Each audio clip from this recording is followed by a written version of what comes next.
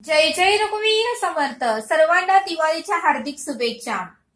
आज नरक चतुर्दशी आणि लक्ष्मीपूजन, अश्विनी अमावस्येचा दिवस म्हणजे लक्ष्मीपूजनचा दिवस. या दिवशी मंगलस्थानाने सुरुवात होते. सकाळी देवाची पूजा आणि नंतर संध्याकाळी लक्ष्मी आणि विष्णू, कुबेर आदी देवतांची पूजा केली जाते. प्राचीन काळी बळी नावाचा पराक्रमी राजाने पृथ्वी तर जिंकलीच. प्राचीन काळी बळी नावाच्या पराक्रमी राजाने तर पृथ्वी तर जिंकलीच, पण लक्ष्मी सारख्या अनेक देवतांना त्याने बंदिवासात टाकले. लक्ष्मी सारख्या अनेक देवतांनाही त्याने बंदिवासात टाकले आणि सर्व देवांना तो त्रास देऊ लागला. त्यावेळेस मात्र विष्णूने त्या सर्वांना मुक्त केले. त्या सर्वांना त्या बंदिवासातून मुक्त केले आणि शांत झालेले सर्व देव नंतर शांतपणे क्षीरसागरात जाऊन झोपी गेले. शांत झालेले सर्व देव नंतर क्षीरसागरात जाऊन झोपी गेले. आणि लक्ष्मीपूजन करताना चौरंगावर एक चौरंग घ्यावा, त्यावर अक्षताचे स्वस्तिक काढावे, त्यावर लक्ष्मीची मूर्ती ठेवावी आणि नारायण आणि लक्ष्मी असलेला एक फोटोही ठेवावा आणि गणपतीची मूर्तीही ठेवावी. त्याचीही पूजा मनोभावे करावी. देवीचे मंत्र म्हणावे. देवीसाठी आपण जो काही फराळ केलेला आहे तो दाखवावा. देवीला 5 प्रकारचे फळं दाखवावीत आणि देवी समोर सर्व काही आपल्याकडे सोनं आहे, दागदागिने आहे, तेही देवी समोर ठेवावे. पैसा देवी समोर ठेवावा. सर्व देवांना वर देणारी अशी ती देवी आहे. ती विष्णूला प्रिय आहे. तुला जे शरण येतात त्यांना जी गती प्राप्त होते ती गती मला तुझ्या दर्शनाने प्राप्त होऊ दे, असे तुम्ही देवीला सांगा. तू विष्णूला प्रिय आहेस. तुला जे शरण येतात त्यांना जी गती प्राप्त होते ती गती मला तुझ्या दर्शनाने प्राप्त होऊ दे, असे तुम्ही देवीला सांगा. नंतर लक्ष्मीजवळ आदिपती असलेली कुबेरची प्रतिमाही ठेवा. त्याचीही पूजा करा. धनधान्य याची प्राप्ती व्हावी म्हणून कुबेरला प्रार्थना करा. धनधान्य याची प्राप्ती व्हावी म्हणून कुबेर देवालाही प्रार्थना करा.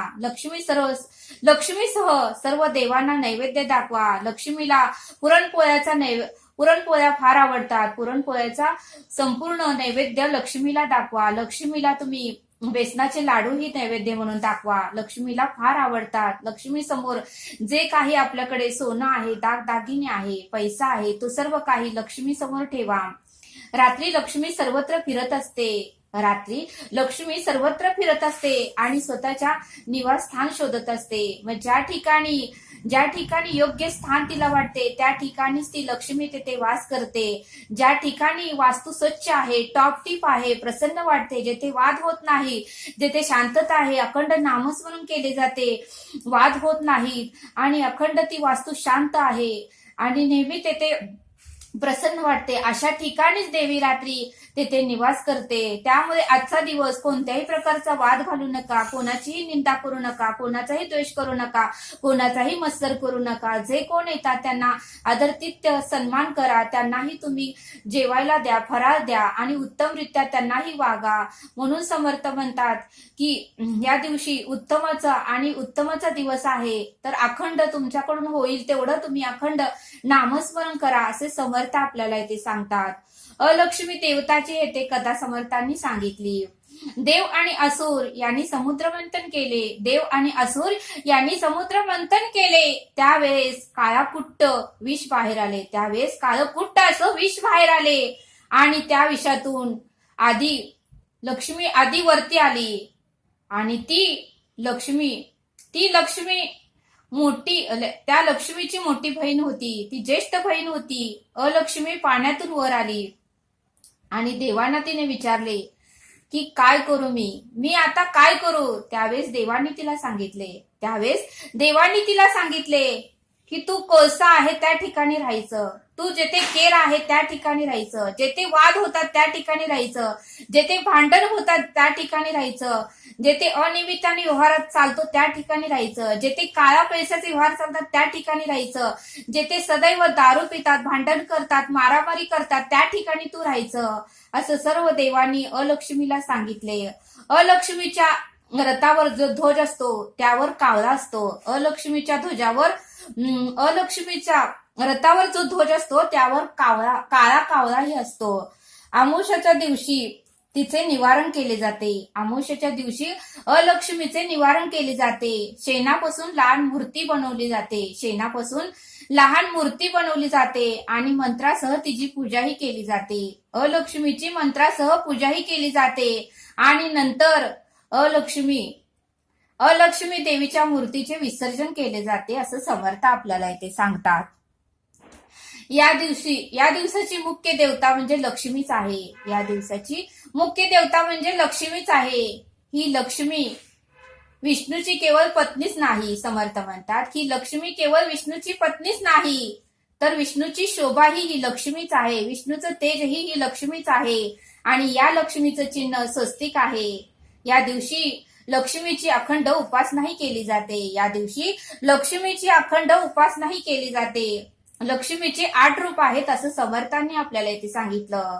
या लक्ष्मीचे 8 रूप आहेत असं समर्थ आपल्याला इथे सांगतात. त्यातलं पहिलं रूप आहे धनलक्ष्मी, दुसरं रूप आहे धान्य लक्ष्मी, तिसरं रूप आहे धैर्य लक्ष्मी, चौथं रूप आहे शौर्य लक्ष्मी आणि 5वं रूप आहे विद्यालक्ष्मी आणि 6वं रूप आहे कीर्ती लक्ष्मी, 7वं रूप आहे विजयालक्ष्मी, तर 8वं रूप आहे राजलक्ष्मी. असं लक्ष्मीची 8 रूप आहेत असं समर्थांनी आपल्याला इथे सांगितलं.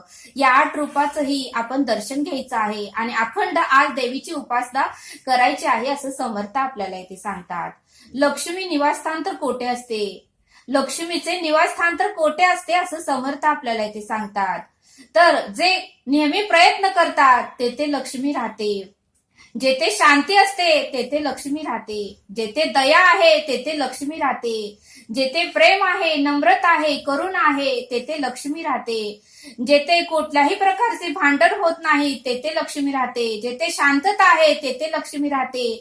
जेथे आई वडिलांची सेवा केली जाते तेथे लक्ष्मी राहते. जेथे आई वडिलांचं सकाळ संध्याकाळ दर्शन घेतलं जातं तेथे लक्ष्मी राहते. जेथे 2 टाइम देवाची उपासना केली जाते तेथे लक्ष्मी राहते.